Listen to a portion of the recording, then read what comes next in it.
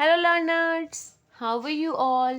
Welcome to our YouTube channel Learn to Explore. I hope you are doing well. So guys, don't forget to like, share and subscribe to our channel on YouTube, and also do recommend it to your friends to get the more content. So guys, today we are going to continue with your class 12 sociology book Indian Society. We have already made some videos on this chapter 5, patterns of social inequality and exclusion. In today's class, this chapter will be finished and you will get to know about the what are the patterns of social inequality and exclusion. We will conclude this chapter in this class. In case you have not watched the previous videos, you can find the link for previous videos in the description below. So guys, please watch the previous videos, then coming to the next video. Last class में आपने पढ़ा था social exclusion क्या है, social inequality क्या है, how they both are different, what are their dissimilarities, what are their differences, और ये सोशल इश्यूज़ क्यों हैं, why we study these topics in sociology. हमने प्रीजुडाइसिस को भी अच्छे से समझा था, डिस्क्रिमिनेशन के बारे में पढ़ा था, सोशल एक्सक्लूजन इनइक्वालिटी से कैसे अलग है. हमने इसमें केस स्टडी पढ़ी थी कास्ट और ट्राइब के बारे में. अनटचेबिलिटी को भी हमने समझने की कोशिश की थी, जिसके main dimensions exclusion, humiliation, subordination और एक्सप्लॉइटेशन है. इसके अलावा हमने वुमेन स्ट्रगल स्टार्ट किया था.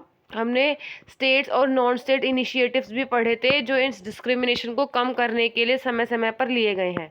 आदिवासी स्ट्रगल्स के बारे में, ओबीसी यानी अदर बैकवर्ड क्लासेस के बारे में भी आपने पढ़ा था. लास्ट में आपने राजा राम मोहन रॉय के व्यूज़ पढ़े, ज्योतिबा फूले ने क्या किया वो सब पढ़ा, और सर सैयद अहमद खान ने वुमेन्स एजुकेशन के लिए कौन कौन से स्टेप्स लिए. तो चलिए आगे बढ़ते हैं. आज की क्लास में हम स्टार्ट करते हैं उसके आगे से जहां हमने लास्ट में छोड़ा था. It is often assumed that social reform for women's rights was entirely fought for by male reformers, and that idea of women's equality are alien imports. To learn how wrong both the assumptions we can see. हमेशा ये assume किया जाता है जो social reforms की, मतलब महिलाओं के लिए जो समाज सुधार की बात है या महिलाओं के जो अधिकारों की बात है, वो हमेशा पुरुषों ने, मेल रिफॉर्मर्स ने ये इसकी बात की है. और ये आइडिया वुमेन्स इक्वालिटी का, वुमेन्स ने इस मुद्दे पर कभी बात ही नहीं की. लेकिन ये अजम्पशंस कितनी ठीक है या कितनी गलत हैं, इसे हम देख सकते हैं आगे एक एग्जाम्पल से. स्त्री पुरुष तुलना और comparison of man and women was written by a Maharashtrian housewife Tarabai Shinde as a protest against the double standards of a male-dominated society. A young Brahmin widow had been sentenced to death by the courts for killing her newborn baby because it was illegitimate. But no effort had been made to identify or punish the men who had fathered the baby. स्त्री पुरुष तुलना created quite a stir when it was published. तो इसमें एक publication की बात की गई है, स्त्री पुरुष तुलना, जिसमें मैन और वुमेन में कंपैरिजन किया गया. इसे एक महाराष्ट्र की हाउसवाइफ ताराबाई शिंदे जी ने लिखा था. और ये एक प्रोटेस्ट था कि सोसाइटी में किस तरह से डबल स्टैंडर्ड्स, मतलब दोहरे मापदंड अपनाए जाते हैं, जहाँ पे मेल्स के लिए अलग रूल्स हैं और फीमेल्स के लिए अलग. तो इसमें स्टोरी है एक यंग ब्राह्मण की जो कि विधवा हो गई थी, जल्दी विडो हो गई थी, और उसको इसलिए कोर्ट ने सजा दी क्योंकि उसने अपने न्यू बॉर्न बेबी को जो है फांसी पे लटका दिया था. बिकॉज इट वाज इलेजिटिमेट, क्योंकि वो नाजायज़ था, इलेजिटिमेट था. लेकिन कोई भी एफर्ट्स नहीं किए गए सोसाइटी की तरफ से या कोर्ट की तरफ से ये जानने के लिए कि उस बच्चे का पिता कौन है, who had father this baby. तो स्त्री पुरुष तुलना जो आप एक कंपैरिजन दिखाता है, और ये जब पब्लिश हुआ तो इसने लोगों में जो है एक विद्रोह की भावना को जन्म दिया. मतलब इस बात पे चर्चा होने लगी, इस मुद्दे को समाज में उठाया गया इस पब्लिकेशन के जरिए. बेगम Ruqaiya Shekhawat Hussain was born in a well-to-do Bengali Muslim family and was lucky to have a husband who was very liberal in outlook and encouraged her education first in Urdu and later in Bengali and English. She was already a successful author in Urdu and Bengali when she wrote Sultana's Dream to test her abilities in English. This remarkable short story is probably the earliest example of science fiction writing in India and among the first by a woman author anywhere in the world. In her dream, Sultana visits a magical country where the gender roles are reversed. Men are confined to the home and observe parda while women are busy scientists vying with each other. तो ये एक next story है बेगम रुकैया शेखावत हुसैन की, जो एक Bengali Muslim family से belong करती थी, और वो खुशकिस्मत थी क्योंकि उनके हस्बैंड बहुत लिबरल थे और उन्होंने पढ़ने में हेल्प की, मतलब अलाउड भी किया, साथ ही साथ पढ़ने में हेल्प भी की। तो वो उर्दू भाषा जानती थी, बंगाली जानती थी, और बाद में उन्होंने इंग्लिश को भी पढ़ा। और इसके अलावा उनका एक पब्लिकेशन था बंगाली में जिसे उन्होंने लिखा सुल्तानास ड्रीम्स के नाम पे, बाद में उसको इंग्लिश में भी लिखा उन्होंने। तो इसमें किस चीज़ की स्टोरी दी गई है, सुल्ताना की एक स्टोरी दी गई है। वो एक सपना देखती है, एक साइंस फिक्शन, ये एक ऐसा साइंस फिक्शन था इंडिया में जो पहली साइंस फिक्शन किसी वुमेन ने, पूरे वर्ल्ड में तो किसी वुमेन ने पहली बार कोई साइंस फिक्शन अगर लिखा था तो उसका एग्जाम्पल है Sultana dream.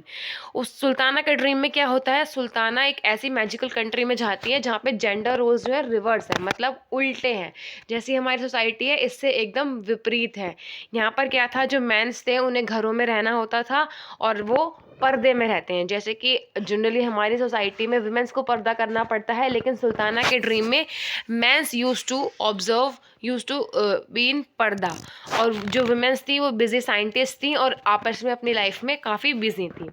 In 1931, Karachi session of Indian National Congress issued a declaration on the fundamental rights of citizenship in India, whereby it committed itself to women's equality. The declaration reads as follows: 1931 के Karachi session हुआ जब Indian national Congress का, उसमें एक declaration आई fundamental rights क्या होंगे Indian citizens के, जहाँ पर वुमेंस की इक्वालिटी की बात की गई और उसमें डिक्लेरेशन दिए गए, वुमेंस को भी राइट्स दिए गए। कौन कौन से राइट्स थे वो ये सब है। So guys, take note of this thing that I have made these notes from your NCERT book, and I have used very simple language to simplify the concepts for you.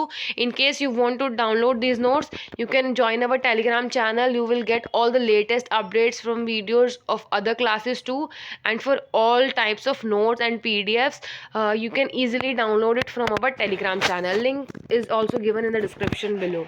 जो ये Karachi session में declaration आया Indian national Congress का, इसमें क्या declaration था, इसमें क्या क्या बात की गई कि all citizens are equal before the law irrespective of religion, caste, creed और सेक्स। किसी भी जाति से हैं आप, किसी भी धर्म से हैं, किसी भी सेक्स से हैं या किसी भी क्रीड से हैं, सभी के लिए जो लॉ के समक्ष जो है, कानून के समक्ष सभी इक्वल होंगे, सभी नागरिकों को बराबर अधिकार प्राप्त होंगे। No disability attach to any citizen by reason of his or religion, caste, creed और sex in regard to public employment, office of power or honour and in the exercise of any trade or calling. किसी भी ऐसे मामले में जहाँ पे किसी को एम्प्लॉयमेंट देना है, नौकरी देनी है, या फिर कौन सी पावर्स मिलेंगी, कितना सम्मान मिलेगा, इसमें वो किस रिलीजन, कास्ट या सेक्स से बिलोंग करते हैं इससे फ़र्क नहीं पड़ेगा, सभी को इक्वल माना जाएगा।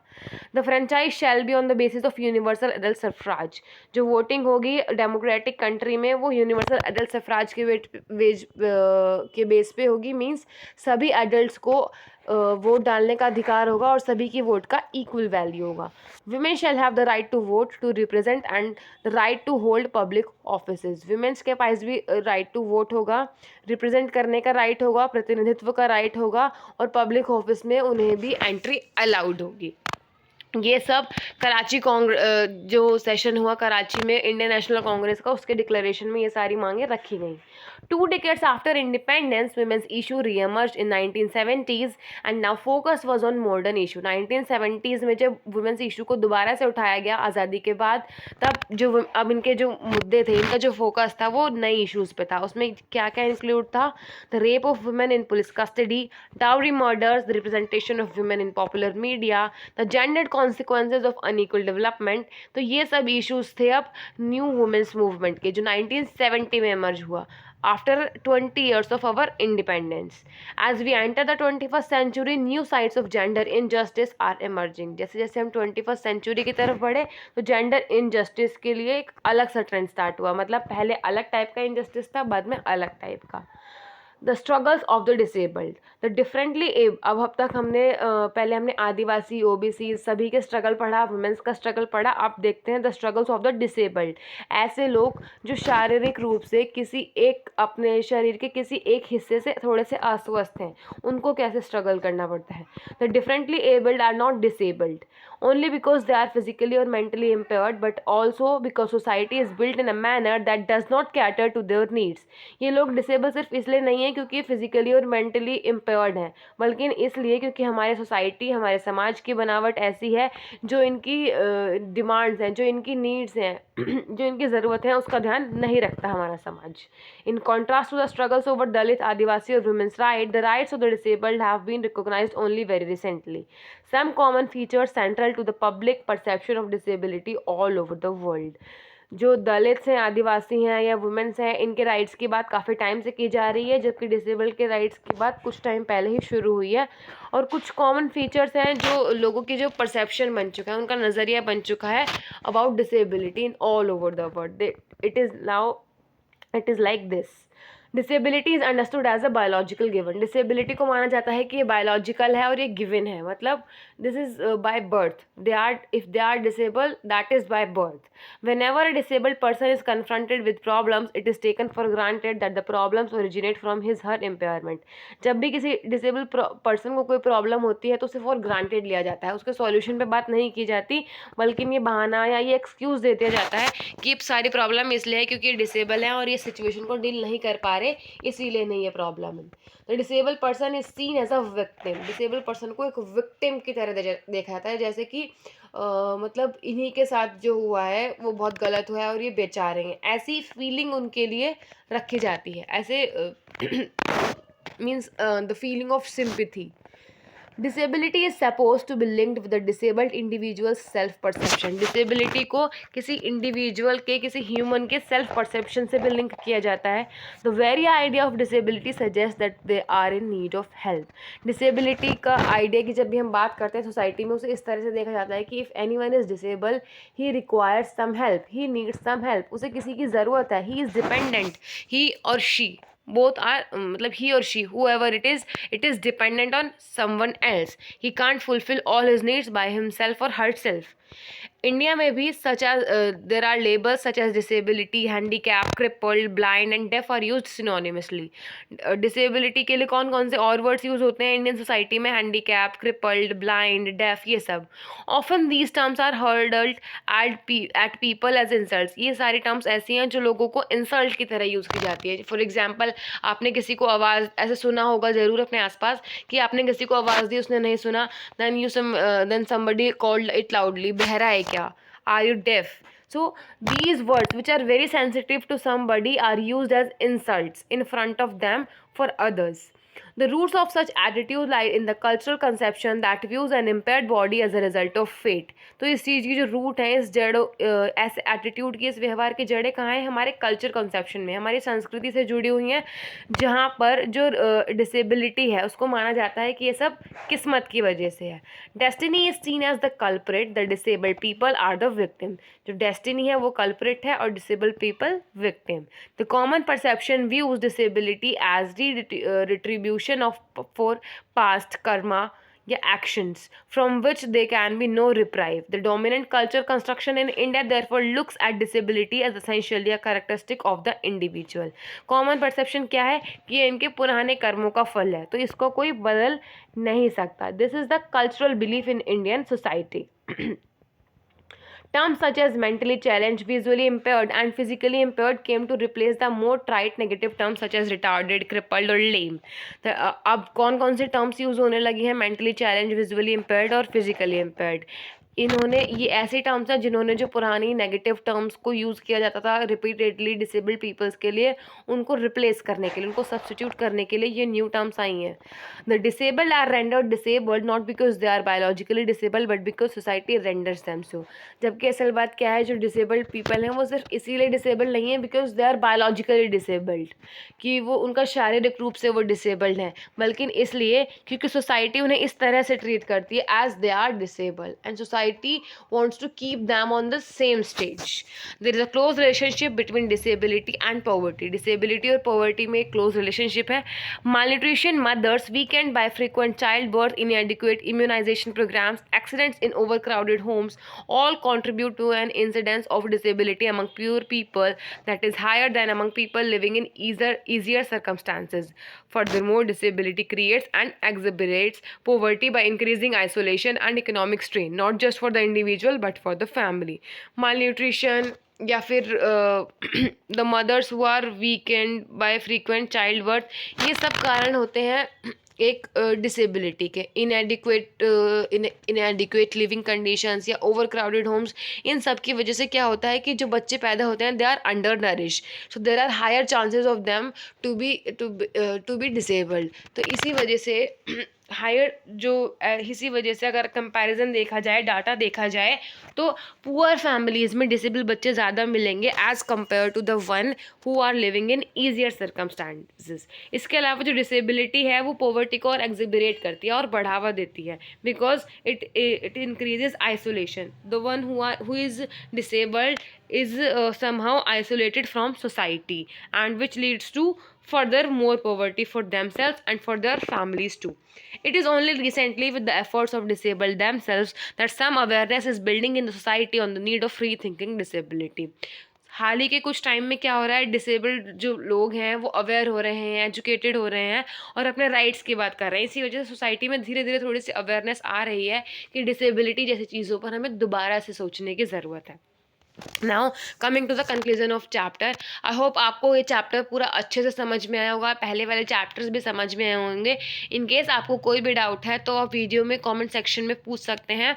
आई would like to solve all your queries and guys sorry because we are getting this video to you very late, but there were some issues, but from now onwards we will follow a schedule, we will be regular. We just need your support, so please do like, share and subscribe to our channel and keep commenting for your doubts. We'll solve all your doubts as soon as possible. So now coming to the conclusion of chapter, we have looked at caste, tribe, gender and disability as institutions that generate and perpetuate inequality and exclusion.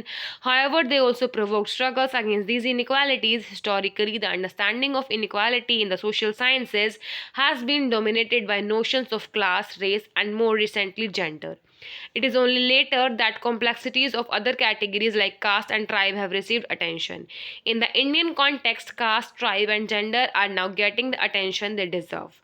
But there remain categories that are still in need of attention, such as those who are marginalized by religion or by a combination of categories.